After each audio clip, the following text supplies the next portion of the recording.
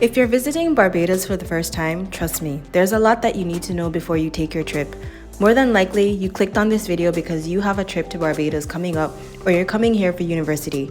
If it's your first time visiting the island, this video is going to help you with 4 important tips to make your trip as amazing and enjoyable as possible. I'm Jamie. I'm originally from Belize, but I've been living and working in Barbados for the past 2.5 years.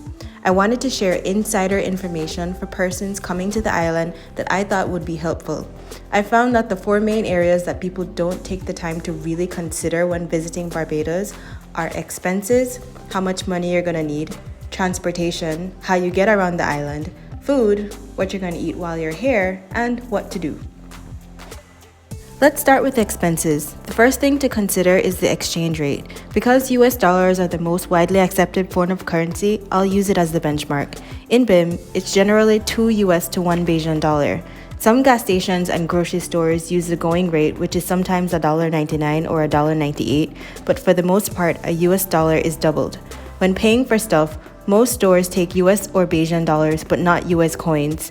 Some stores restrict the bills that you use, so I wouldn't walk with bills bigger than $50. The good news is 99.999% of stores take plastic. For some stores, you'll need a form of ID if you're paying with plastic, so walk with a driver's license. How much money you'll need will also depend on where on the island you're staying and how long you're going to be here for. For example, West Coast prices can be a bit higher than South Coast prices, so that's something you should also consider. I'll talk a bit more about prices when discussing food and getting around. Next up, getting around. If you're not staying with locals, there are only 3 ways to get around: taxis, buses, or rental cars. Each of these options can work for you depending on your budget, the reason why you're here, and where you're staying on the island. Unfortunately, rideshare apps aren't available as yet. Taxis are the most expensive option. Taxis are usually independent drivers or companies, so the prices can vary, but on average, the cost can range from $20 to $50 US per ride. If you're going to multiple places in a day, that can add up. It's also sometimes hard to hail a cab from the road, so I would recommend calling one from your hotel or Airbnb. Buses are the cheapest option at $1.75 US per trip on public or private buses. Buses go across the island, so if you're on a super tight budget, this is your best option. Of course, there are pros and cons to using public transportation. In BIM, there are no set bus schedules. Usually during the day, you're able to catch a bus every 10 to 15 minutes, sometimes every half an hour. But as the day turns to evening, buses are a lot less frequent, especially national transport buses. Blue buses are usually easier to find seats on and they don't play loud music. Private vans like the yellow vans and the ZRs can be a bit of a wild ride, especially for tourists.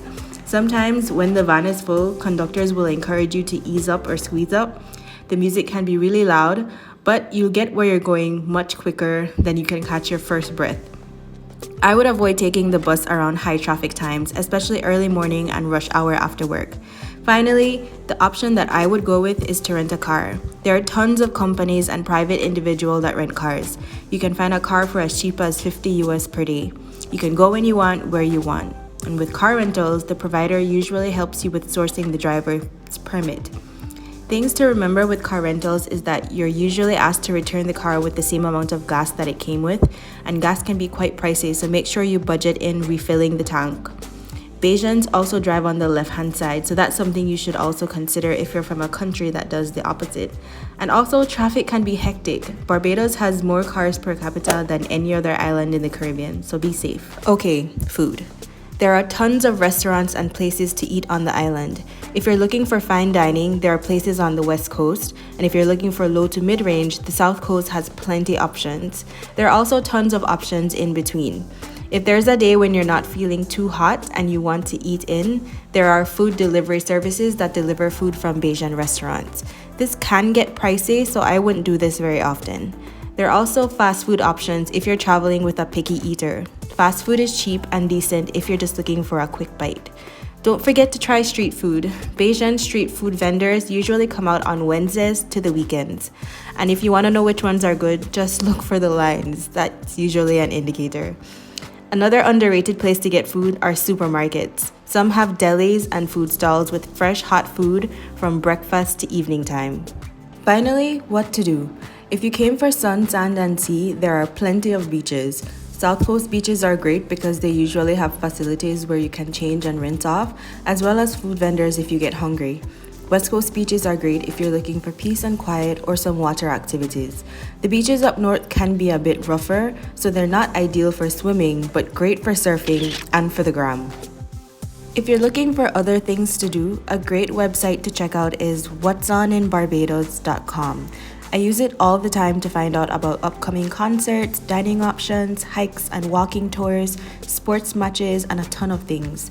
There are also craft and farmers markets that are great for local art, jewelry, food, and souvenirs. The nightlife here is also very vibrant. Restaurants and bars can be great nighttime spots because many places have live music and entertainment. So that's how to visit Barbados in a nutshell. Your trip is gonna be amazing if you plan it well. If you haven't booked your flight as yet, I would recommend staying in Barbados for at least 5 to 10 days. Also, plan around country events. There's Cropover in the summertime, the Food and Rum Festival in October, the Oystins Fish Festival in Easter, and lots more. I hope this video was helpful and I hope you enjoy your trip.